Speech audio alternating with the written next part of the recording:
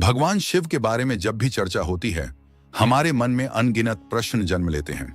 वे कौन हैं? उनका उद्गम कैसे हुआ? क्या उनके माता पिता थे? त्रिदेवों में जहां ब्रह्मा को सृष्टि का रचयिता और विष्णु को पालक माना गया है, वहीं शिव को संहारक की भूमिका दी गई है। परंतु क्या केवल संहारक होना ही उन्हें सबसे शक्तिशाली बनाता है? शिव को सदैव त्रिशूलधारी, जटाजूटधारी, गले में वासुकी नाग, मस्तक पर अर्धचंद्र और शरीर पर बाघंबर तथा भस्म लिप्त रूप में दर्शाया जाता है। लेकिन क्या आपने कभी सोचा है कि इन सभी प्रतीकों का गूढ़ रहस्य क्या है? आखिर इन सब का शिव के स्वरूप से संबंध कैसे जुड़ा? दरअसल इन प्रतीकों के पीछे ऐसी प्राचीन कथाएं हैं जो शिव की महिमा को और भी अलौकिक बनाती हैं। आपने देखा होगा कि शिव को भांग और धतूरा अर्पित किया जाता है, पर क्यों? क्या इसके पीछे कोई आध्यात्मिक रहस्य छिपा है? महाशिवरात्रि के पर्व को इतना विशेष क्यों माना जाता है? और सबसे रहस्यमयी प्रश्न, क्या आज भी भगवान शिव कैलाश पर्वत पर अपने परिवार संग निवास करते हैं? कैलाश पर्वत, जिसे धरती का सबसे पवित्र स्थान माना जाता है, उसकी चोटी तक आज तक कोई नहीं पहुंच सका। कहते हैं वहां कोई सामान्य शक्ति नहीं, बल्कि ब्रह्मांडीय ऊर्जा का केंद्र स्थित है, जहां स्वयं शिव विराजमान है। शिव ने क्यों अपनाया अर्धनारीश्वर का रूप? यह केवल एक रूप नहीं, बल्कि ब्रह्मांड में संतुलन और समरसता का प्रतीक है। जब शिव ने शक्ति को अपने भीतर समाहित किया, तब उन्होंने दर्शाया कि स्त्री और पुरुष दोनों मिलकर ही पूर्णता को प्राप्त करते हैं। नागेंद्र हाराय त्रिलोचनाय, भस्मांग रागाय महेश्वराय। यह मंत्र सिर्फ शब्दों का समूह नहीं, बल्कि शिव की अपरंपार महिमा का गान है।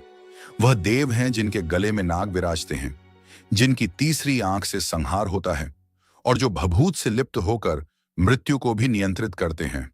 वे आदि हैं, अनंत हैं, जिनकी आराधना स्वयं भगवान राम और रावण ने भी की। शिव को केवल संहारक ही नहीं, बल्कि सृजनकर्ता, पालक और पुनर्निर्माण के अधिष्ठाता के रूप में भी जाना जाता है। वे देवों के भी देव हैं, देवाधिदेव महादेव। ब्रह्मा और विष्णु जैसे देवता भी उनकी स्तुति करते हैं, क्योंकि वे किसी से उत्पन्न नहीं हुए, वे स्वयंभू हैं, बिना माता पिता के, स्वयं से प्रकट। शिव पुराण कहता है कि शिव ब्रह्मांड के प्रारंभ से पहले भी थे और प्रलय के पश्चात भी रहेंगे। वे पंच तत्वों से परे हैं, अमर हैं और स्वयं काल के अधिपति हैं। लेकिन जब शिव जन्मे ही नहीं, तो उनका अस्तित्व कैसे हुआ? इस रहस्य पर विभिन्न पुराणों में अलग अलग कथाएं मिलती हैं। विष्णु पुराण के अनुसार जब संपूर्ण सृष्टि जलमग्न थी और केवल शेषनाग पर योग निद्रा में स्थित भगवान विष्णु ही थे, तब उनके मस्तक से एक दिव्य प्रकाश प्रकट हुआ। यह कोई सामान्य प्रकाश नहीं था, बल्कि ब्रह्मांडीय ऊर्जा का पुंज था और इसी से शिव का प्राकट्य हुआ। कहते हैं उस क्षण एक तेज गर्जना हुई, सारा ब्रह्मांड थर्रा उठा और उस दिव्य प्रकाश से नटराज प्रकट हुए, वह जो नृत्य के माध्यम से सृष्टि, स्थिति और संहार को संचालित करते हैं। विष्णु पुराण के अनुसार एक बार जब सृष्टि का आरंभिक समय था, उस समय संपूर्ण ब्रह्मांड शून्य में लीन था। तभी भगवान विष्णु क्षीर सागर की शांति में शेषनाग पर योग निद्रा में लीन थे। उनकी नाभि से एक अद्भुत तेजस्वी कमल प्रकट हुआ और उसी कमल से ब्रह्मा जी का जन्म हुआ। लेकिन जब हम शिव पुराण की ओर नजर डालते हैं, तो वहां एक भिन्न और रहस्यमयी कथा मिलती है। उसके अनुसार भगवान शिव एकांत में ध्यानस्थ होकर अपने घुटनों को मल रहे थे और उन्हीं से उत्पन्न मैल से भगवान विष्णु का प्राकट्य हुआ। यह कथा स्पष्ट करती है कि शिव ही आदि हैं और उनके बिना कोई भी सृष्टि संभव नहीं। इन दोनों पुराणों की कथाओं में एक गूढ़ रहस्य छुपा है। इसी रहस्य को उजागर करती है एक प्राचीन घटना, जिसमें भगवान ब्रह्मा और भगवान विष्णु के मध्य यह विवाद उत्पन्न हुआ कि ब्रह्मांड में सर्वोच्च शक्ति किसकी है। इसी बीच अचानक आकाश में एक दिव्य अग्नि स्तंभ प्रकट हुआ, जो ना ऊपर दिखता था ना नीचे। दोनों देवता इस रहस्यमय स्तंभ को देखकर अचंभित रह गए। तभी उस दिव्य स्तंभ से एक गूंजती हुई आवाज आई, जो कोई इस अग्नि स्तंभ के अंत को खोज निकालेगा, वही सर्वोच्च कहलाएगा। यह चुनौती स्वीकार कर ब्रह्मा जी ने हंस का रूप धारण कर ऊपर की ओर उड़ान भरी, जबकि भगवान विष्णु ने वराह रूप लिया और नीचे की गहराइयों में उतर गए। दोनों ने हजारों वर्षों तक प्रयास किया, लेकिन ना किसी को उसका आदि मिला और ना अंत। हारकर दोनों वापस लौटे। तभी अग्नि स्तंभ से भगवान शिव स्वयं अपने दिव्य रूप में प्रकट हुए। उनका तेज इतना प्रखर था कि ब्रह्मा और विष्णु दोनों ने सिर झुका लिया और स्वीकार किया कि महादेव ही परम और सर्वशक्तिमान हैं। शिव ना उत्पन्न हुए हैं, ना उनका कोई अंत है, इसीलिए उन्हें स्वयंभू कहा जाता है। उनकी महिमा को समझना मनुष्य के लिए सहज नहीं है। शिव केवल एक देव नहीं, बल्कि संपूर्ण सृष्टि के मूल हैं। उनकी भक्ति से ही जीवन की सभी बाधाएं दूर होती हैं। लेकिन एक प्रश्न आज भी लोगों के मन में उठता है, क्या ब्रह्मा जी भगवान शिव के पिता माने जाते हैं? इसका उत्तर हमें विष्णु पुराण की एक और अद्भुत कथा में मिलता है। जब संपूर्ण सृष्टि जल में विलीन थी, धरती, आकाश और पाताल सब कुछ जलमग्न था, तब केवल भगवान विष्णु ही विद्यमान थे। वो क्षीर सागर में शेषनाग पर विश्राम कर रहे थे और उसी समय उनकी नाभि से उत्पन्न कमल से ब्रह्मा जी का प्राकट्य हुआ। जब ब्रह्मा और विष्णु सृष्टि की रचना पर विमर्श कर ही रहे थे, तभी एक तेजस्वी रुद्र रूप धारण किए भगवान शिव प्रकट हुए। जब ब्रह्मा जी ने उन्हें पहचानने से इनकार किया, तो शिव जी ने अपने रौद्र रूप से उन्हें यह सिखाया कि अहंकार सृजनकर्ता को भी विनाश की ओर ले जा सकता है। तभी से यह मान्यता बनी कि ब्रह्मा, विष्णु और शिव तीनों ब्रह्मांड की रचना, पालन और संहार के प्रतीक हैं, लेकिन शिव की स्थिति त्रिदेवों से भी परे और शाश्वत है। जब ब्रह्मा जी ने भगवान शिव को दीप अर्पित किया, तो शिव प्रसन्न होकर अंतर्ध्यान हो गए। लेकिन यह रहस्यमयी घटना ब्रह्मा जी को चौंका गई। तब भगवान विष्णु ने अपनी दिव्य दृष्टि से ब्रह्मा जी को उनकी भूल का बोध कराया, उन्हें एहसास दिलाया कि उन्होंने शिव की महिमा को पूर्ण रूप से नहीं समझा। पश्चाताप की अग्नि में तपते हुए ब्रह्मा जी ने शिव से क्षमा याचना की और उनसे करुणापूर्वक निवेदन किया, हे प्रभु, कृपा करके मेरे पुत्र रूप में प्रकट हों और सृष्टि के विस्तार में मेरी सहायता करें। भगवान शिव, जो करुणा के सागर हैं, मुस्कुराए और उनकी प्रार्थना स्वीकार कर ली। कालांतर में जब ब्रह्मा जी सृष्टि की रचना में लीन थे, उन्हें संतान की आवश्यकता महसूस हुई। उसी क्षण उन्हें शिव का दिया हुआ वरदान स्मरण हुआ। उन्होंने कठोर तपस्या प्रारंभ की। वर्षों की साधना और भक्ति के पश्चात भगवान शिव एक दिव्य बालक के रूप में उनकी गोद में प्रकट हुए। यह बालक शिव का एकमात्र बाल्य रूप था, अद्वितीय और अलौकिक। जब ब्रह्मा जी ने उनसे नाम पूछा, बालक रोने लगे। उस रुदन से संपूर्ण ब्रह्मांड कंपित हो उठा। इसीलिए ब्रह्मा जी ने उनका नाम रखा रुद्र, जिसका अर्थ होता है रोने वाला। परंतु रुद्र तब भी शांत नहीं हुए। ब्रह्मा जी ने उन्हें मनाने के लिए 108 नामों से पुकारा। हर नाम एक शक्ति, एक तत्व, एक रूप का प्रतीक था। तब जाकर बालक रुद्र शांत हुए। इस कथा से सिद्ध होता है कि भगवान शिव स्वयंभू हैं। न तो उनका जन्म हुआ है, न ही वे कभी अंत को प्राप्त होंगे। वे अनादि, अनंत, अविनाशी हैं। अब प्रश्न उठता है, शिव के गले में वासुकी नाग क्यों विराजमान है? वासुकी नाग, जो नागों के राजा कहे जाते हैं, भगवान शिव के परम भक्त थे। उनका एकमात्र उद्देश्य था महादेव के चरणों में सदा सर्वदा निवास करना। जब समुद्र मंथन की महागांठा घटी, तब वासुकी को मंदराचल पर्वत के चारों ओर रस्सी की तरह लपेटा गया। देवता और दानव दोनों ही उनकी शक्ति का उपयोग कर रहे थे। इस कठिन प्रक्रिया में वासुकी का शरीर छिल गया, रक्त बहने लगा, लेकिन उनकी भक्ति में तनिक भी कमी नहीं आई। उनकी इस निष्ठा और तप से प्रसन्न होकर भगवान शिव ने उन्हें अपने गले में स्थान दिया और तभी से वासुकी अमृतत्व को प्राप्त हुए और शिव के गले का श्रृंगार बने। अब आइए जानते हैं, शिव ने अपने मस्तक पर चंद्रमा को क्यों स्थान दिया। शिव पुराण में वर्णित है कि राजा दक्ष ने अपनी 27 कन्याओं का विवाह चंद्रदेव से किया था।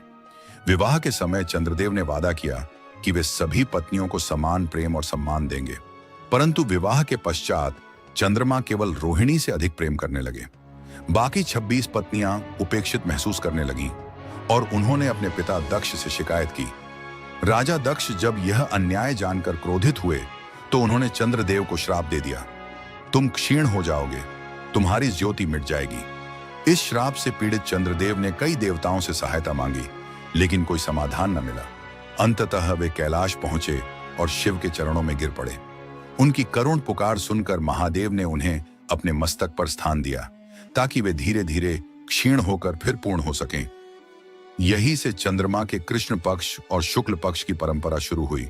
इस कथा से स्पष्ट होता है, जो भी सच्चे मन से भगवान शिव की शरण में आता है, महादेव उसे आश्रय अवश्य प्रदान करते हैं। जब चंद्रदेव को दक्ष प्रजापति के श्राप का भय सताने लगा, तो वे सीधे ब्रह्मा जी की शरण में पहुंचे। ब्रह्मा जी ने उन्हें सांत्वना दी और सलाह दी कि वे भगवान शिव की उपासना करें। चंद्रदेव ने हिमालय की कठिन घाटियों में जाकर शिव जी की घोर तपस्या आरंभ की। उनकी तपस्या इतनी गहन थी कि वर्षों तक उन्होंने जल तक का त्याग कर दिया।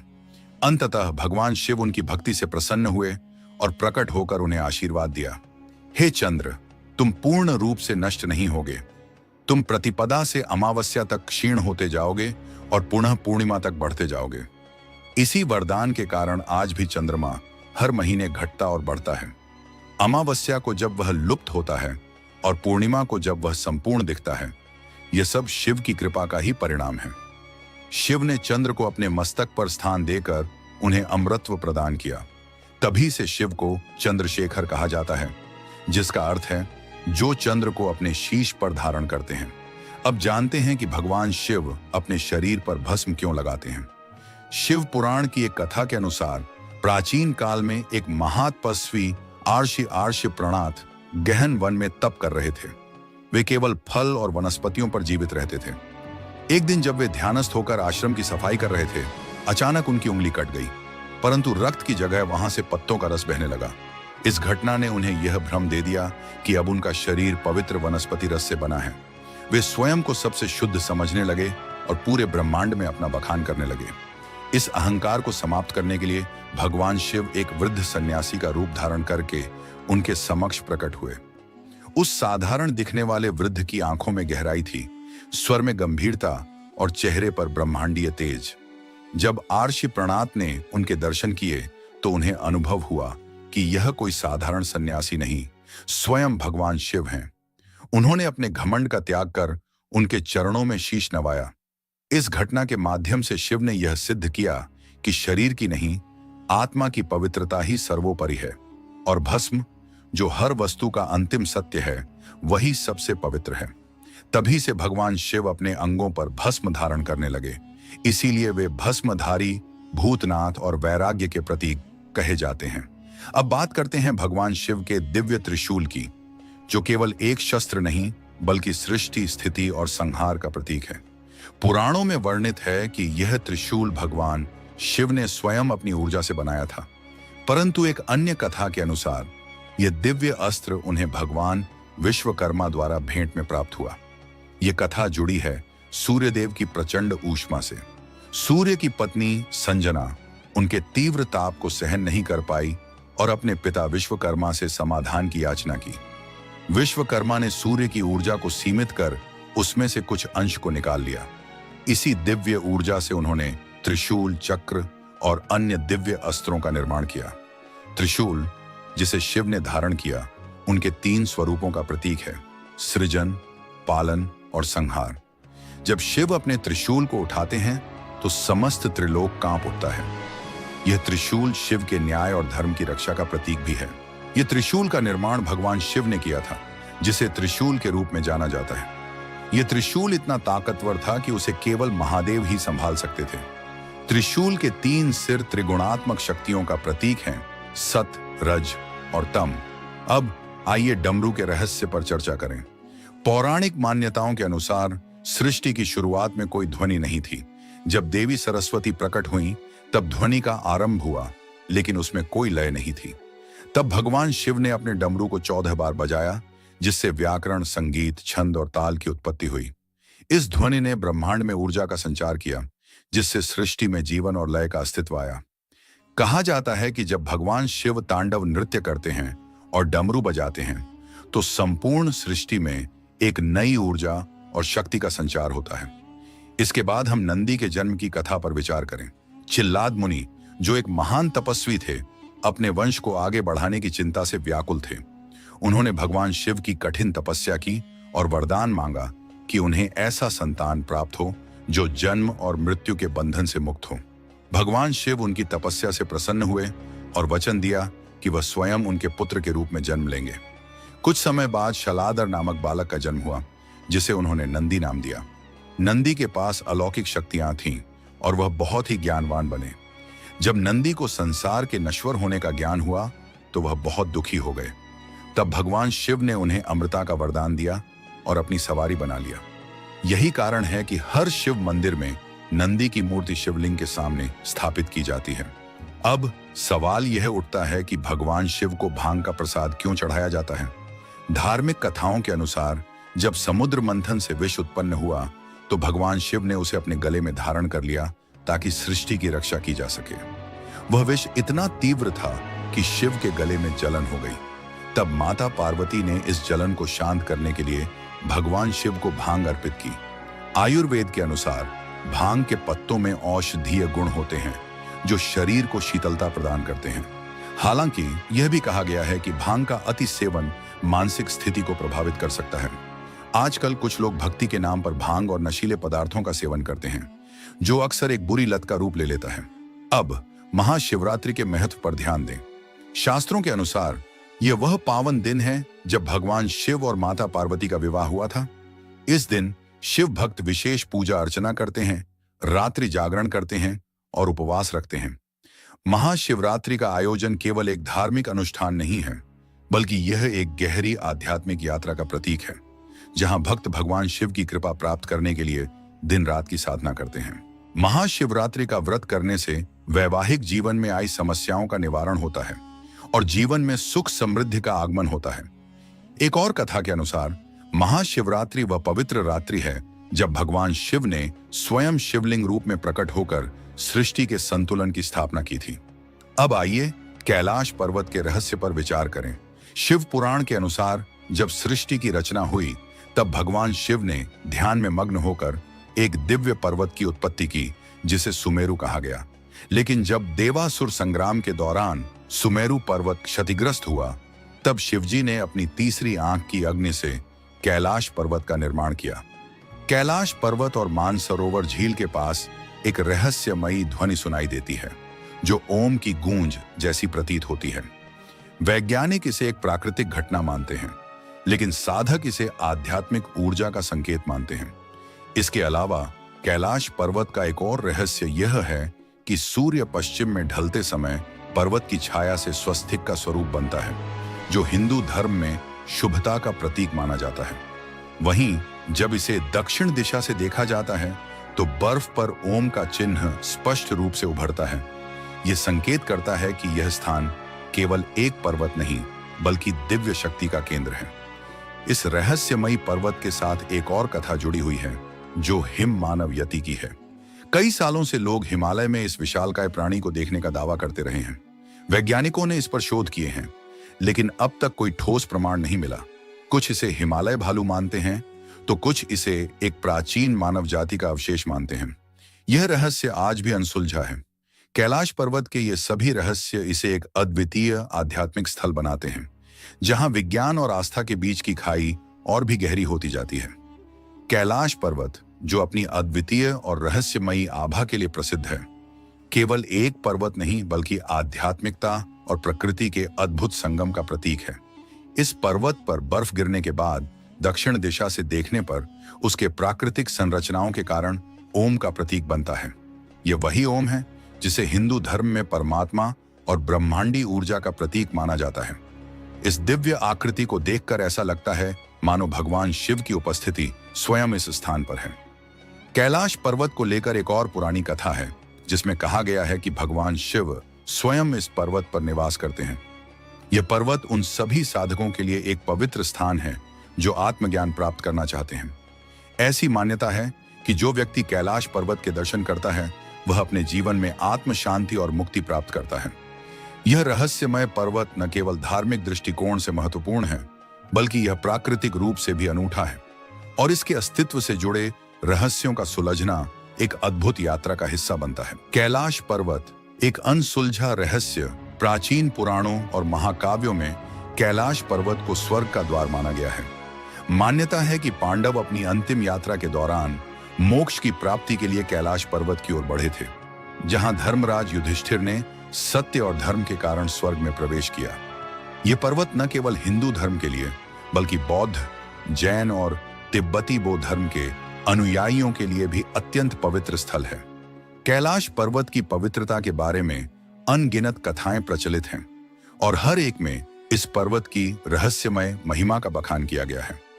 कई वैज्ञानिकों ने इस पर्वत के रहस्यों को समझने की कोशिश की है, लेकिन इस पहाड़ के भौतिक और आध्यात्मिक गुणों को लेकर बहुत से सवाल आज भी अनुत्तरित हैं। ऐसा कहा जाता है कि चीन ने कैलाश पर्वत के शिखर पर हेलीकॉप्टर भेजने का प्रयास किया था, लेकिन अत्यधिक प्रतिकूल मौसम और दिशा भ्रम के कारण वह असफल हो गए। कैलाश के नजदीक उड़ने वाले विमान या हेलीकॉप्टर के उपकरण भी ठीक से काम नहीं करते। इस रहस्यमय घटना ने इस पर्वत की अद्वितीय भौगोलिक स्थिति को और भी गहरा रहस्य बना दिया है। 2015 में अमेरिकी अंतरिक्ष एजेंसी नासा ने कैलाश पर्वत पर रिसर्च करने के लिए अपने उपग्रहों को निर्देशित किया। उस निरीक्षण के दौरान पर्वत के आसपास एक विशाल छाया देखी गई, जो ध्यान की मुद्रा में बैठे किसी रहस्यमय आकृति जैसी प्रतीत हो रही थी। इस अद्भुत छवि ने वैज्ञानिकों को भी अचंभित कर दिया और कई लोगों ने इसे भगवान शिव की छवि के रूप में देखा। यह खोज कैलाश पर्वत की पवित्रता और रहस्य को और भी गहरा करती है। कैलाश पर्वत केवल एक भौगोलिक संरचना नहीं है, बल्कि यह आध्यात्मिकता, शक्ति और चेतना का प्रतीक भी है। यहाँ की अनगिनत कथाएं, रहस्यमय घटनाएं और वैज्ञानिक खोजें इसे और भी दिलचस्प और अद्भुत बनाती हैं। ओम का चिन्ह, स्वर्ग का द्वार या फिर नासा द्वारा की गई रहस्यमय परछाई की खोज कैलाश पर्वत को हर दृष्टिकोण से एक अनसुलझा रहस्य बना देती है। आपको हमारी ये डॉक्यूमेंट्री कैसी लगी?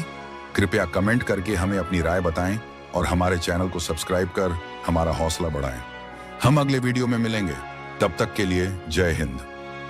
कैलाश पर्वत एक ऐसा रहस्यमय स्थान जिसे समझ पाना आज भी इंसान के लिए असंभव है। ऐसा माना जाता है कि कोई भी इंसान आज तक इस पर्वत की चोटी तक नहीं पहुंच सका। लेकिन क्या यह पूरी सच्चाई है? नहीं, क्योंकि एक ऐसा तांत्रिक था जिसने न केवल कैलाश पर्वत पर चढ़ाई की, बल्कि वह पहला और अब तक का एकमात्र व्यक्ति बना जिसे इस दिव्य स्थान की ऊंचाइयों को छूने की अनुमति मिली। आज हम बात करेंगे तिब्बत के एक भयानक और रहस्यमयी तांत्रिक की, जिसने अपनी तंत्र शक्तियों से एक पूरे गांव को तबाह कर दिया, 80 से अधिक लोगों की जान ली, फिर भी उसे कैलाश पर्वत की पवित्र ऊंचाइयों तक पहुंचने का वरदान मिला। आखिर ऐसा कैसे हुआ? और जब वह तांत्रिक कैलाश की चोटी से वापस लौटा तो उसने ऐसा कुछ बताया जिसे सुनकर तिब्बत की धरती कांप उठी। उसने जो अनुभव साझा किया उसने लोगों की सोच ही बदल दी। यहां तक कि उस खूंखार तांत्रिक को लोग ईश्वर का अवतार मानने लगे। ये कहानी है मिलारेपा की, एक ऐसा इंसान जो अंधकार से चलकर प्रकाश की ओर आया, जिसने काला जादू सीखा, जीवन में तबाही मचाई और फिर आत्मज्ञान के मार्ग पर चलते हुए महान संत बना। आज हम जानेंगे कि कैसे मिलारेपा बना एक खतरनाक तांत्रिक, कैसे उसने अपना जीवन बदला और कैलाश पर्वत पर आखिर उसने ऐसा क्या देखा जिसने उसका जीवन ही नहीं, पूरे तिब्बत का विश्वास बदल डाला। 11वीं शताब्दी के उत्तरार्ध में तिब्बत के दक्षिणी भाग में एक छोटे से गांव में एक बालक का जन्म हुआ जिसका नाम था थोपन। बाद में यही बालक मिला रेपा नाम से प्रसिद्ध हुआ। उसका बचपन सुख, शांति और स्नेह से भरा था। वह अपने माता पिता का इकलौता पुत्र था और उसकी एक छोटी बहन भी थी। पारिवारिक जीवन खुशियों से भरा हुआ था, लेकिन जैसा कि कहा जाता है, समय कभी स्थिर नहीं रहता, और यही हुआ। जब मिलारेपा मात्र 7 वर्ष का था, तभी उसके पिता की अचानक मृत्यु हो गई। मृत्यु से पहले पिता ने एक वसीयत लिखी थी, जिसमें चाचा चाची को यह जिम्मेदारी दी गई थी कि जब तक मिला बड़ा न हो जाए, वे उसकी मां और परिवार की देखरेख करें और संपत्ति की रक्षा करें। लेकिन पिता की चिता ठंडी भी नहीं हुई थी कि चाचा चाची ने अपना असली रूप दिखा दिया। उन्होंने सारी संपत्ति हड़प ली और मिला रेपा व उसकी मां और बहन को नौकर बनाकर रख दिया। जिस घर में कभी खुशियां थीं, वहीं अब आंसुओं और अपमान का राज था। मिला रेपा की मां ने अपने बेटे से वादा किया, एक दिन वो इन अत्याचारों का बदला जरूर लेगी। और यही बना तंत्र की ओर उसके जीवन का पहला कदम। कभी जिन रिश्तों में अपनापन था, अब वही रिश्ते उनके लिए एक कैद खाना बन चुके थे। जिनकी जिंदगी कभी सम्मान से भरी थी, अब वे अपमान और दरिद्रता के अंधेरे में डूब चुके थे। मिला रेपा की मां, जो कभी गांव में एक प्रतिष्ठित महिला मानी जाती थीं, आज अपमान और पीड़ा का जीवन जीने को मजबूर थीं। समाज की चुप्पी उन्हें अंदर तक तोड़ चुकी थी। उन्होंने अपनी छिनी हुई संपत्ति को बार बार पाने की कोशिश की, लेकिन हर प्रयास असफल रहा। गांव के लोगों ने अन्याय देखा, पर किसी ने आवाज नहीं उठाई। एक दिन टूटी हुई उम्मीदों के बीच उन्होंने कठोर निर्णय लिया। उन्होंने अपने बेटे मिलारेपा से कहा, शायद हम अपना सब कुछ वापस न ला पाएं, लेकिन जो हमें तबाह कर गए उन्हें हम भी चैन से जीने नहीं देंगे। बदला जरूर लेंगे। ये शब्द मिलारेपा के जीवन की दिशा बदलने वाले थे। बदले की आग उनके हृदय में जल उठी थी। मां की आंखों में जो जलता हुआ अपमान देखा, वही उनके मार्गदर्शक बन गया। मिलारेपा ने ठान लिया कि वह तांत्रिक विद्या सीखेगा, एक ऐसी विद्या जो दुश्मनों को बिना सामने आए मिटा दे। इस तलाश में वह पहुंचे अपने अंतिम गुरु के पास, युंग, एक ऐसा भयावह तांत्रिक जिनकी सिद्धियां लोक और परलोक दोनों में विख्यात थीं। गुरु युंग के साय में मिलारेपा ने मृत्यु और विनाश के रहस्यों को सीखा। उनका लक्ष्य अब स्पष्ट था, बदला। उन्होंने ऐसे मंत्रों को सिद्ध किया जिससे वह प्रकृति को अपने आदेशों पर चला सकें। विशेष रूप से ओलावृष्टि का आह्वान करने की शक्ति उन्होंने प्राप्त की। सबसे पहला प्रयोग उन्होंने अपने चाचा और चाची के गांव पर किया। एक दिन आकाश से भारी ओले बरसने लगे, खेत खलिहान तबाह हो गए और गांव वालों पर आतंक छा गया। लोग समझ चुके थे, यह कोई सामान्य आपदा नहीं, यह तांत्रिक प्रकोप है। यह था मिलारेपा का पहला बदला। लेकिन यह अंत नहीं था। वह दिन आया जब चाचा के बेटे की शादी थी। पूरा गांव सज धज कर एकत्र हुआ था। मिलारेपा ने इस समारोह को अपने बदले की आखिरी परीक्षा बनाया। जैसे ही विवाह रस्में शुरू हुई, अचानक वहां जहरीले सांप, विषैले कीड़े और मकड़ियां प्रकट होने लगे। घबराहट और भगदड़ मच गई। तभी एक भीषण हादसा हुआ। घर की छत गिर पड़ी। करीब 80 लोगों की मृत्यु हो गई। मिलारेपा का बदला पूरा हुआ। गांव में उनकी मां ने गर्व से घोषणा की, मेरा बेटा अब निर्भय है, उसने अन्याय का जवाब दे दिया। लेकिन मिलारेपा के मन में अब शांति नहीं थी। वह विचारों के बवंडर में फंसे थे। बदले की आग ने उन्हें वह सब छीन लिया था जो कभी उन्हें इंसान बनाता था। अब वह सोच रहे थे, क्या यह जीत थी या आत्मा की हार? मिलारेपा के भीतर अपराध बोध की आग जल उठी थी। जिन मासूमों ने कभी उनका कुछ नहीं बिगाड़ा, वे भी उस भयानक तांडव में मारे गए थे। जिस बदले से उन्हें आत्मिक शांति मिलनी थी, अब वही एक गहरा पश्चाताप बन चुका था। यहीं से शुरू हुआ उनका आत्म मंथन, आत्मशुद्धि का कठिन मार्ग। इसी समय उनकी भेंट हुई एक बौद्ध लामा से, जिन्होंने उन्हें सुझाव दिया कि वह महान गुरु मारपा की शरण में जाएं। गुरु मारपा केवल एक साधक नहीं, बल्कि भारत से ज्ञान की अमूल्य निधि लेकर आए हुए एक संत थे, जिन्होंने तिब्बत में बौद्ध धर्म की कई पवित्र शिक्षाओं का अनुवाद किया था। उनकी बुद्धिमत्ता और करुणा की ख्याति दूर दूर तक फैली थी। जब मिलारेपा गुरु मारपा के गांव पहुंचे, तो उनका स्वागत किसी संत की तरह नहीं, बल्कि एक कठोर परीक्षा से हुआ। गुरु मारपा जानते थे कि सच्चे ज्ञान की प्राप्ति केवल तप, त्याग और आत्मशुद्धि से ही संभव है। उन्होंने मिलारेपा को भयंकर श्रम की साधना में झोंक दिया। कभी ऊंचे पहाड़ों से भारी पत्थर लाना, तो कभी उन्हें दुर्गम स्थानों तक पहुंचाना। हर दिन की यह कठिन तपस्या भले शरीर को थका देती, लेकिन आत्मा को एक एक कर सभी पुराने दोषों से मुक्त कर रही थी। धीरे धीरे मिलारेपा ने गुरु की शिक्षाओं को न केवल सुना, बल्कि जीवन में उतारना शुरू किया। उनकी साधना अब सिर्फ शक्ति के लिए नहीं, आत्मा के शुद्धिकरण के लिए थी। गुरु मारपा की कठिन परीक्षाओं ने उन्हें एक नए मोड़ पर ला खड़ा किया, जहां शक्ति से अधिक करुणा और तंत्र से अधिक आत्मज्ञान का महत्व था। साधना के वर्षों बाद मिलारेपा ने बौद्ध धर्म के गूढ़ तत्वों को आत्मसात किया। उन्होंने अपने अतीत के पापों को स्वीकारा और उनके लिए गहन प्रायश्चित किया। अब वे वही तांत्रिक नहीं रहे जो विनाश की राह पर थे। अब वे एक संत बन चुके थे, जिनके अंदर ज्ञान, करुणा और आत्म शांति का प्रकाश था। यहीं से शुरू होती है उनके जीवन की अगली और अद्भुत यात्रा, कैलाश पर्वत की ओर। तिब्बत में स्थित कैलाश पर्वत न केवल हिंदू धर्म, बल्कि बौद्ध, जैन और बोन धर्मों में भी पवित्र माना जाता है। शिव पुराण, स्कंद पुराण और मत्स्य पुराण जैसे कई ग्रंथों में कैलाश खंड के रूप में इसकी महिमा का वर्णन मिलता है। मान्यता है कि यही भगवान शिव का दिव्य निवास है, जहां वे अपने परिवार और गणों के साथ साक्षात रहते हैं। मिलारेपा ने 1093 ईस्वी में इस रहस्यमयी पर्वत की यात्रा शुरू की। यह यात्रा सिर्फ एक भौतिक चढ़ाई नहीं थी, बल्कि आत्मा के उच्चतम शिखर तक पहुंचने की कोशिश थी। यात्रा के दौरान उन्हें भेंट हुई एक और विलक्षण आत्मा से, नरोबाण नामक एक प्रसिद्ध बौद्ध प्रचारक। नरोबाण ने मिलारेपा को एक चुनौती दी। जो पहले कैलाश पर्वत की चोटी तक पहुंचेगा वही सच्चा साधक कहलाएगा।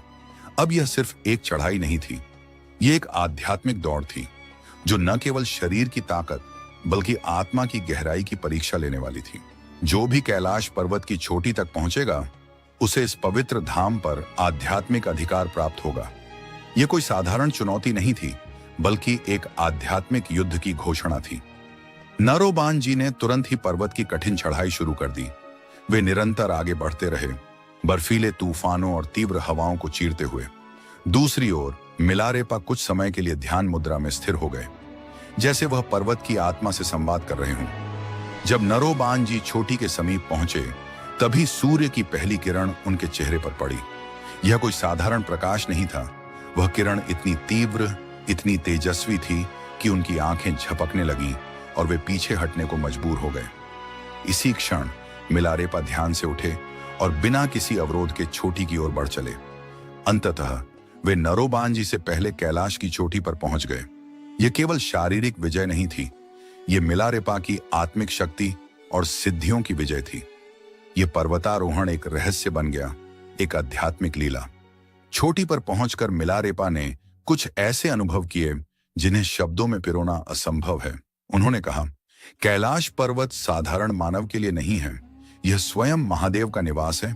यहां आकर चढ़ाई करना शिव की तपस्या में विघ्न डालने जैसा पाप है। मिलारेपा का यह संदेश आज भी कैलाश यात्रियों के लिए एक चेतावनी है।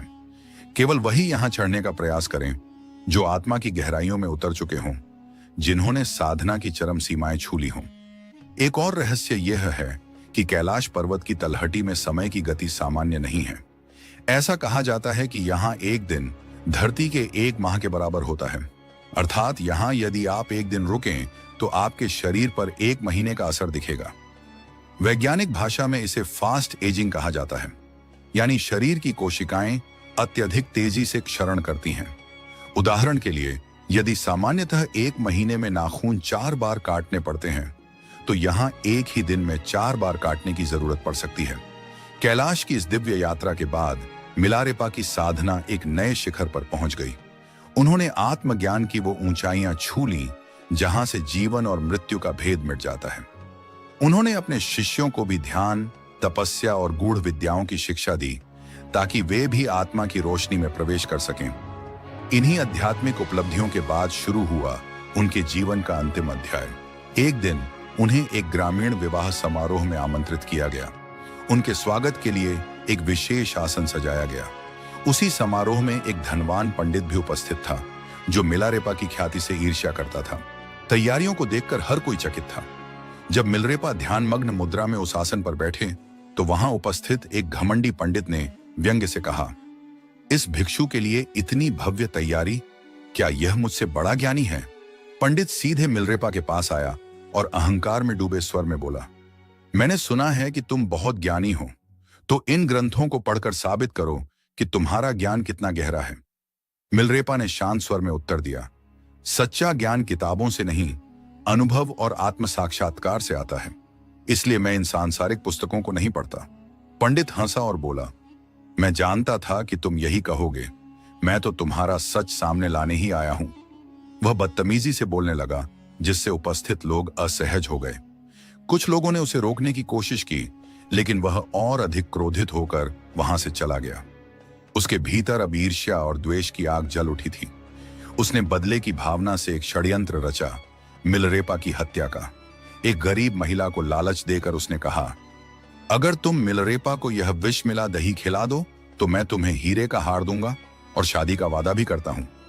लालच में आकर वह महिला विष भरा दही लेकर मिलारेपा के पास पहुंची, लेकिन जैसे ही मिलारेपा ने उसे देखा, वे मुस्कुराए और बोले, मैं यह दही अवश्य खाऊंगा, पर पहले वह हीरे का हार तो ले आओ, क्योंकि शादी का वादा तो केवल एक झूठ है।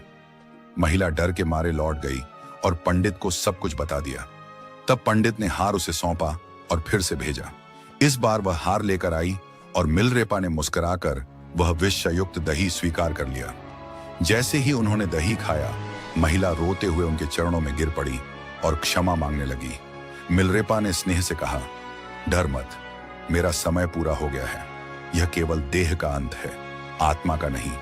वह महिला जो एक षड्यंत्र का हिस्सा बनी थी, अब मिलरेपा की शिष्या बन गई। मिलरेपा ने अपने सभी शिष्यों को एकत्र किया और कहा, मैं शीघ्र ही इस शरीर को त्यागने वाला हूं। मेरे अंतिम संदेश को सुनने स्वयं देवगण भी प्रतीक्षा कर रहे हैं। आकाश से पुष्पों की वर्षा होने लगी, सुगंधित हवाएं बहने लगीं और दिव्य संगीत गूंजने लगा। ऐसा प्रतीत हो रहा था मानो स्वयं सृष्टि उन्हें विदा देने आई हूं। अब आइए जानते हैं कुछ अनसुने तथ्य मिलरेपा के बारे में। मिलरेपा का अर्थ है कॉटन क्लैड, यानी सूती वस्त्र धारण करने वाला। वे सदा एक पतले सफेद वस्त्र में लिपटे रहते, जिसे रेपा कहा जाता है। यहां तक कि कठोर सर्दियों में भी वे ऐसा ही वस्त्र पहनते थे। उनकी तपस्या इतनी गहन थी कि बर्फीली गुफाओं में केवल बिच्छू घास खाकर जीवित रहे। इसी कारण कई चित्रों में उन्हें हरी त्वचा वाला दर्शाया गया है। मिलरेपा ने हिमालय की पवित्र चोटियों, झीलों और गुफाओं में साधना करते हुए 1 लाख से अधिक गीतों की रचना की थी। ये गीत उनके आत्मबोध, ध्यान और अनुभव की गाथाएं हैं, जो आज भी साधकों को राह दिखाते हैं। तो यह थी संत मिलरेपा की प्रेरणादायक गाथा, जो सिखाती है कि सच्चा ज्ञान न किताबों में है न पद में, वह तो आत्मा की गहराइयों से प्राप्त होता है। अपने विचार हमें कमेंट में जरूर बताएं। मिलते हैं जल्द ही एक नए प्रेरणादायक वीडियो में। जय हिंद, जय भारत। कैलाश पर्वत, एक अनसुलझा रहस्य जो विज्ञान की समझ से भी परे है। कैलाश पर्वत एक ऐसा स्थान जो सदियों से रहस्यों में डूबा हुआ है। यहाँ की कहानियां सिर्फ पौराणिक ग्रंथों तक ही सीमित नहीं हैं, बल्कि आधुनिक विज्ञान भी इस पर्वत के रहस्यों को समझने में असमर्थ है। साल 2001 में चीन सरकार ने कुछ ऐसा देखा जिसने उन्हें कैलाश पर्वत पर चढ़ाई करने पर सख्त प्रतिबंध लगाने के लिए मजबूर कर दिया। आखिर वह क्या रहस्य था जिसने चीन को इतना बड़ा कदम उठाने पर मजबूर कर दिया? क्यों इस पर्वत की चोटी तक कोई नहीं पहुंच सकता? आज तक दुनिया की सबसे ऊंची चोटी माउंट एवरेस्ट पर हजारों पर्वतारोही सफलतापूर्वक चढ़ चुके हैं, लेकिन कैलाश पर्वत पर चढ़ने का प्रयास करने वाले या तो रास्ते में ही दम तोड़ देते हैं या फिर कुछ वर्षों के भीतर रहस्यमयी परिस्थितियों में मृत्यु को प्राप्त हो जाते हैं। केवल एक व्यक्ति, एक रहस्यमयी साधु इस पर्वत की चोटी तक पहुंचा था, लेकिन उसने जो देखा उसे कभी किसी के साथ साझा नहीं किया। कैलाश पर्वत पर क्यों बढ़ती है उम्र की रफ्तार? विज्ञान कहता है कि पृथ्वी पर समय की गति हर जगह समान होती है, लेकिन कैलाश पर्वत पर समय कुछ और ही कहानियां बयां करता है। यहां आने वाले तीर्थयात्री दावा करते हैं कि कैलाश के आसपास समय की चाल असामान्य रूप से तेज हो जाती है। कई साधु यह भी मानते हैं कि यहाँ एक अलौकिक ऊर्जा प्रवाहित होती है, जिससे यहाँ मौजूद किसी भी जीव की उम्र 2 गुनी रफ्तार से बढ़ने लगती है। क्या यह किसी प्राचीन शक्ति का प्रभाव है या फिर कोई वैज्ञानिक रहस्य जिसे अभी तक दुनिया नहीं समझ पाई? क्या कैलाश पर्वत के नीचे छिपा है प्राचीन शंभाला नगर? तिब्बती बौद्ध ग्रंथों में वर्णन मिलता है कि कैलाश पर्वत के नीचे एक अदृश्य नगर बसा हुआ है, जिसे शंभाला कहा जाता है। यह कोई साधारण नगर नहीं, बल्कि एक दिव्य लोक माना जाता है, जहां केवल उच्च आत्मिक ऊर्जा वाले लोग ही प्रवेश कर सकते हैं। क्या सच में इस पर्वत के नीचे कोई ऐसी सभ्यता बसी हुई है जो आज भी दुनिया की नजरों से ओझल है? नासा की खोज, जिसने वैज्ञानिकों के होश उड़ा दिए।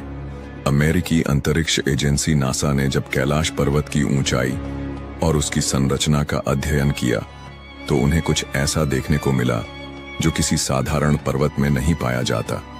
सैटेलाइट इमेज में देखा गया कि कैलाश पर्वत एक विशालकाय पिरामिड के आकार का है और यह बिल्कुल सटीक दिशाओं में स्थित है, मानो इसे किसी ने बहुत सोच समझकर बनाया हो।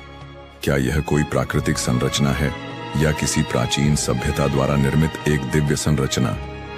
जब चीन ने कैलाश पर्वत पर हेलीकॉप्टर भेजा, चीन ने कैलाश पर्वत के रहस्यों को समझने के लिए जब इस क्षेत्र में एक हेलीकॉप्टर भेजा, तो कुछ चौंकाने वाली घटनाएं घटीं। बताया जाता है कि जैसे ही हेलीकॉप्टर पर्वत के शिखर के करीब पहुंचा, उसके सभी नेविगेशन सिस्टम अचानक से फेल हो गए और हेलीकॉप्टर को आपातकालीन लैंडिंग करनी पड़ी। कुछ रिपोर्ट्स में यह भी दावा किया गया कि हेलीकॉप्टर के पायलट ने वहां एक अदृश्य ऊर्जा के प्रभाव को महसूस किया। कुबेर की नगरी और कैलाश का दिव्य प्रभाव। हिंदू मान्यताओं के अनुसार कैलाश पर्वत के पास धन के स्वामी कुबेर की नगरी स्थित है, जहां अपार संपत्ति और दिव्य खजाने छुपे हुए हैं। यह भी कहा जाता है कि जो कोई भी इस पर्वत के आसपास आध्यात्मिक साधना करता है, उसे दिव्य दृष्टि प्राप्त होती है और उसकी सभी इच्छाएं पूरी हो जाती हैं। तो आखिर कैलाश पर्वत सिर्फ एक पहाड़ है या कोई रहस्यमयी शक्ति केंद्र?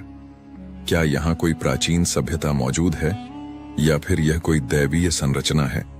इन सवालों के जवाब आज भी अनसुलझे हैं, लेकिन एक बात तो तय है, कैलाश सिर्फ एक पर्वत नहीं बल्कि एक ऐसा रहस्य है जो हमारी समझ से कहीं परे है। कैलाश पर्वत आस्था, रहस्य और अद्भुत शक्तियों का केंद्र कहा जाता है कि जो व्यक्ति अपने जीवन में सत्कर्म और पुण्य अर्जित करता है, उसकी आत्मा को मृत्यु के उपरांत कैलाश पर्वत पर स्थान मिलता है। यही कारण है कि यह पर्वत न केवल धार्मिक आस्था का केंद्र है, बल्कि इसे दुनिया के सबसे अद्भुत और रहस्यमयी पर्वतों में भी गिना जाता है। समुद्र तल से 6,718 मीटर की ऊंचाई पर स्थित कैलाश पर्वत हिंदू, बौद्ध और जैन धर्म के अनुयायियों के लिए परम पवित्र स्थल है। धार्मिक मान्यताएं और आस्था का प्रतीक हिंदू धर्म में कैलाश पर्वत को भगवान शिव का दिव्य निवास माना जाता है, जहां वे माता पार्वती के साथ निवास करते हैं। मान्यता है कि यह वही स्थान है जहां शिव जी ने योग और ध्यान की अद्भुत साधनाएं की और कैलाश को सृष्टि के केंद्र का स्वरूप प्रदान किया। बौद्ध धर्म के अनुयायी मानते हैं कि परम आनंद के प्रतीक बुद्ध डेम चौक चक्र संवर इस पर्वत के अधिष्ठाता देव हैं। वहीं जैन धर्म में इसे अष्टापद पर्वत के नाम से जाना जाता है, जहां प्रथम तीर्थंकर भगवान ऋषभदेव ने निर्वाण प्राप्त किया था। इन मान्यताओं के कारण कैलाश पर्वत को सिर्फ एक पर्वत नहीं बल्कि आध्यात्मिक ऊर्जा का केंद्र माना जाता है। क्या कैलाश पर्वत वास्तव में एक प्राचीन पिरामिड है? साल 1999 में रूस के एक प्रसिद्ध खोजकर्ता अर्नेस्ट मुल्दाशिफ और उनकी टीम ने कैलाश पर्वत के रहस्यों को जानने के लिए एक रोमांचक यात्रा की। इस दल में भूवैज्ञानिक, भौतिकविद और इतिहासकार शामिल थे। उन्होंने कैलाश पर्वत के आसपास कई महीने बिताए और वहां की रहस्यमयी गतिविधियों का अध्ययन किया। मुल्दाशिफ ने अपनी किताब where do we come from में इस यात्रा के अनुभवों का उल्लेख किया, जिसमें उन्होंने दावा किया कि कैलाश पर्वत वास्तव में एक प्राचीन मानव निर्मित पिरामिड हो सकता है, जो हजारों साल पहले किसी उन्नत सभ्यता द्वारा बनाया गया था। उनके अनुसार यह पर्वत अनेक छोटे छोटे पिरामिडों से घिरा हुआ है और एक विशेष ऊर्जा केंद्र के रूप में कार्य करता है। कैलाश पर्वत के भीतर से आती अजीब आवाजें। इस शोध दल ने बताया कि जब वे रात के समय पर्वत के पास रुके तो उन्होंने महसूस किया कि पहाड़ के भीतर से एक अजीब तरह की फुसफुसाहट और पत्थरों के गिरने की आवाजें आ रही थीं। ऐसा प्रतीत होता था जैसे पर्वत के अंदर कोई छिपा हुआ संसार हो। एक रात जब मुल्दाशिफ और उनके साथी विश्राम कर रहे थे, उन्होंने स्पष्ट रूप से पत्थरों के खिसकने और किसी के चलने जैसी आवाजें सुनी। यह एक अविश्वसनीय अनुभव था, जिसने उन्हें यह सोचने पर मजबूर कर दिया कि क्या कैलाश पर्वत वास्तव में किसी गुप्त शक्ति या अलौकिक जीवों का निवास स्थान है। समय की गति में विचित्र परिवर्तन। कैलाश पर्वत के आसपास समय भी अपनी गति बदल लेता है। यहाँ आने वाले कई यात्रियों ने पाया कि उनके बाल और नाखून असामान्य रूप से तेजी से बढ़ने लगते हैं। जहां आमतौर पर बाल और नाखून बढ़ने में हफ्तों का समय लगता है, वहीं कैलाश पर्वत के निकट मात्र 2 दिनों में ही बाल और नाखून काफी बड़े हो जाते हैं। वैज्ञानिकों का मानना है कि यह कैलाश क्षेत्र की विशेष चुंबकीय ऊर्जा के कारण हो सकता है, जो शरीर की कोशिकाओं की वृद्धि दर को बढ़ा देती है। लेकिन इस रहस्य का अब तक कोई ठोस वैज्ञानिक प्रमाण नहीं मिल पाया है। कैलाश पर्वत एक अनसुलझी पहेली। कैलाश पर्वत को लेकर कई कथाएं और दावे किए जाते हैं, लेकिन अब तक कोई भी वैज्ञानिक या खोजी दल इसके रहस्यों की गहराई तक नहीं पहुंच पाया है। यह स्थान सिर्फ एक पर्वत नहीं, बल्कि अध्यात्म, चमत्कार और अनसुलझे रहस्यों का अद्भुत संगम है। तो क्या कैलाश पर्वत वास्तव में भगवान शिव का निवास स्थान है, क्या यह कोई प्राचीन पिरामिड है या फिर यहाँ कोई ऐसी अलौकिक शक्ति छिपी हुई है जिसे आज तक कोई नहीं समझ पाया। कैलाश पर्वत, एक दिव्य रहस्य। जब आप कैलाश पर्वत के पवित्र क्षेत्र में प्रवेश करते हैं तो ऐसा महसूस होता है जैसे आसमान में कोई विमान उड़ रहा हो, लेकिन ध्यान से सुनने पर यह ध्वनि किसी साधारण गड़गड़ाहट जैसी नहीं लगती। यह ध्वनि कभी डमरू के नाद जैसी प्रतीत होती है तो कभी AUM की पवित्र गूंज के समान। वैज्ञानिक इसे एक प्राकृतिक घटना मानते हैं और कहते हैं कि यह ध्वनि संभवतः बर्फ के पिघलने से उत्पन्न होती है। लेकिन क्या यह सिर्फ एक संयोग है, ध्वनि या दिव्य संकेत? वहां जाने वाले कई साधक और यात्री मानते हैं कि यह कोई साधारण प्राकृतिक ध्वनि नहीं बल्कि एक दिव्य संकेत है। ऐसा कहा जाता है कि कैलाश पर्वत की अत्यंत शक्तिशाली ऊर्जा और उसकी आध्यात्मिक तरंगें इस ध्वनि को जन्म देती हैं।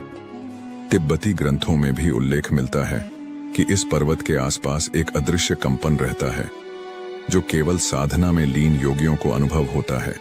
क्या यह केवल बर्फ के पिघलने की सामान्य ध्वनि है या फिर AUM की अनाहत ध्वनि का एक चमत्कार?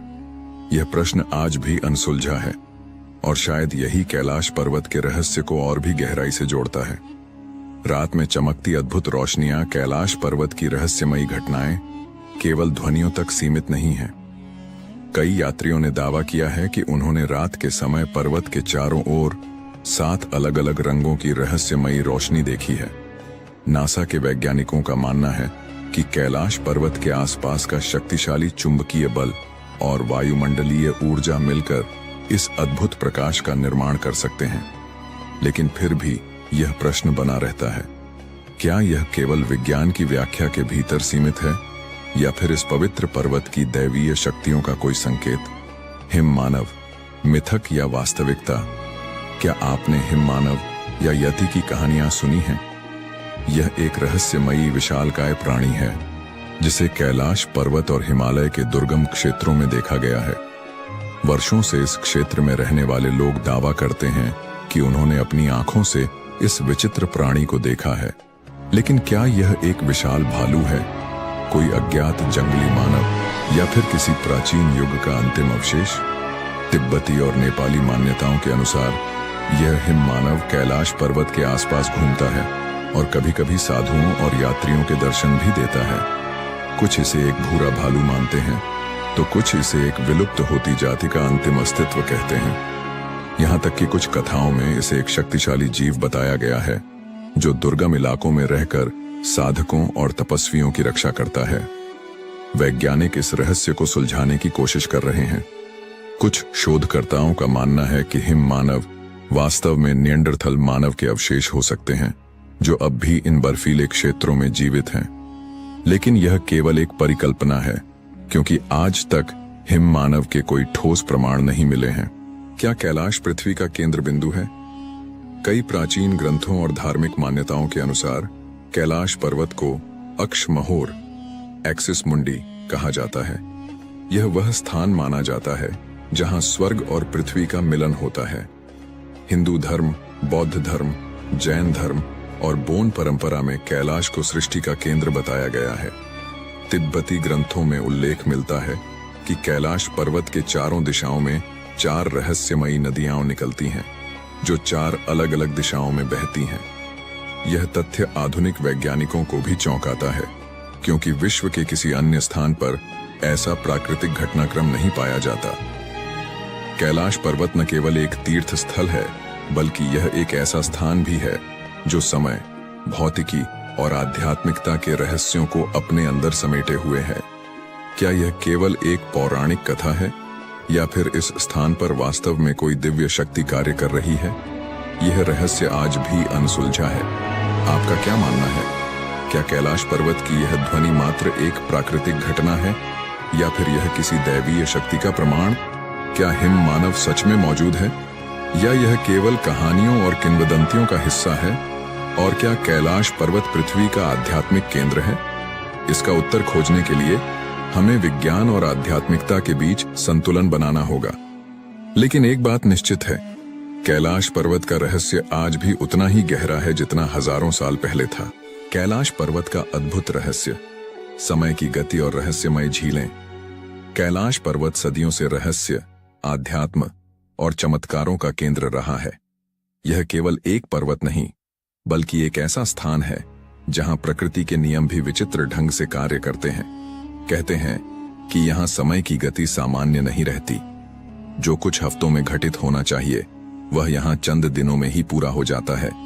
यही नहीं, यहां आने वाले कई यात्रियों ने यह अनुभव किया कि उनकी त्वचा समय से पहले ही बूढ़ी दिखने लगी। वैज्ञानिक भी इस पहेली को समझने में असमर्थ हैं। रूसी चिकित्सक डोनाल्ड अर्नेस्ट मुल्दाशिफ ने अपने संस्मरणों में एक आश्चर्यजनक घटना का उल्लेख किया है। उन्होंने बताया कि एक साइबेरियाई पर्वतारोही दल कैलाश पर्वत की चोटी तक पहुंचने के प्रयास में था, लेकिन जैसे ही वे एक विशेष बिंदु तक पहुंचे, कुछ ही क्षणों में उनकी उम्र असामान्य रूप से बढ़ने लगी। वे देखते ही देखते वृद्ध दिखने लगे। इससे भी अधिक आश्चर्य की बात यह थी कि उस घटना के बाद उन पर्वतारोहियों की उम्र इतनी तेजी से बढ़ी कि महज 1 वर्ष के भीतर ही वे मृत्यु को प्राप्त हो गए। क्या यह कोई प्राकृतिक घटना थी या फिर कैलाश पर्वत पर कोई अदृश्य शक्ति कार्य कर रही थी? 2 झीलें, 2 विपरीत शक्तियां। कैलाश पर्वत के आधार पर स्थित 2 झीलें, मानसरोवर और राक्षस ताल, जो एक दूसरे के बेहद करीब हैं, लेकिन स्वभाव में पूरी तरह भिन्न हैं। ऐसा लगता है मानो ये झीलें प्रकृति के 2 अलग अलग पहलुओं का प्रतिनिधित्व करती हैं। एक सकारात्मक ऊर्जा का स्रोत तो दूसरी नकारात्मक शक्तियों का प्रतीक। मानसरोवर झील को दुनिया की सबसे ऊंची मीठे पानी की झील माना जाता है। इसका पानी निर्मल, शांत और जीवनदायिनी ऊर्जा से भरा हुआ है। झील का आकार गोल है, जो सूर्य की आकृति को दर्शाता है, और इसका जल इतना शुद्ध है कि इसमें स्नान करने से आत्मा तक पवित्र हो जाती है। आश्चर्य की बात यह है कि इतनी ऊंचाई पर स्थित होने के बावजूद यह झील कभी जमती नहीं और इसके जल में लहरें नहीं उठती। ऐसा माना जाता है कि इस झील के पास ध्यान करने से आत्मिक शांति की अनुभूति होती है। इसके ठीक विपरीत स्थित राक्षस ताल एक खारे पानी की झील है, जहां जीवन का कोई अस्तित्व नहीं है। यह हमेशा अशांत रहती है, जैसे किसी दैवीय क्रोध या रहस्यमय शक्ति से ग्रसित हो। पौराणिक कथाओं के अनुसार यह झील रावण से जुड़ी हुई है। कहा जाता है कि कैलाश पर्वत पर भगवान शिव की तपस्या करने से पहले रावण ने इसी झील में स्नान किया था। जैसे ही उसने इसमें डुबकी लगाई, झील की ऊर्जा बदल गई और इसमें आसुरी शक्तियों का प्रभाव बढ़ गया। इसके बाद रावण की सोच में भी बदलाव आ गया और उसने अपनी इच्छाओं की पूर्ति के लिए शिव जी को प्रसन्न करने का कठोर संकल्प लिया। यह सोचने वाली बात है कि एक ही क्षेत्र में स्थित 2 झीलें इतनी अलग क्यों हैं? क्या यह महज एक संयोग है या फिर कैलाश पर्वत की दिव्यता का कोई गूढ़ रहस्य? रहस्यमय ध्वनि और अनसुनी घटनाएं जो लोग कैलाश पर्वत और मानसरोवर झील के करीब जाते हैं, वे अक्सर एक अनोखी ध्वनि सुनने की बात कहते हैं। यह ध्वनि किसी पवित्र मंत्र या गूंजती हुई ओमकार की तरह प्रतीत होती है। वैज्ञानिक इसे प्राकृतिक घटनाओं का परिणाम मानते हैं, लेकिन कई साधु और तपस्वी इसे देवताओं की उपस्थिति का संकेत बताते हैं। इसके अलावा कुछ तीर्थ यात्रियों ने यह भी दावा किया है कि जब वे कैलाश पर्वत की परिक्रमा कर रहे थे तो उन्होंने रहस्यमय छायाओं और प्रकाश पुंजों को देखा। कुछ लोगों का मानना है कि यह देवताओं का निवास स्थान है, जहां आम मनुष्यों का पहुंचना संभव नहीं। क्या कैलाश पृथ्वी पर एक दिव्य लोक है? कई विद्वानों और आध्यात्मिक गुरुओं का मानना है कि कैलाश पर्वत केवल एक भौगोलिक संरचना नहीं, बल्कि एक दिव्य लोक है। यहां ब्रह्मांड की ऊर्जाएं कार्यरत हैं, जो साधारण मानव इंद्रियों से परे हैं। इस स्थान का रहस्य समय की गति में विचित्र बदलाव और 2 झीलों की अद्भुत भिन्नता यह सिद्ध करती है कि कैलाश पर्वत केवल एक पर्वत नहीं, बल्कि स्वयं एक चमत्कारी शक्ति है। आपका क्या मानना है? क्या कैलाश पर्वत सच में एक अदृश्य शक्ति का केंद्र है, या यह महज हमारी कल्पना का हिस्सा है?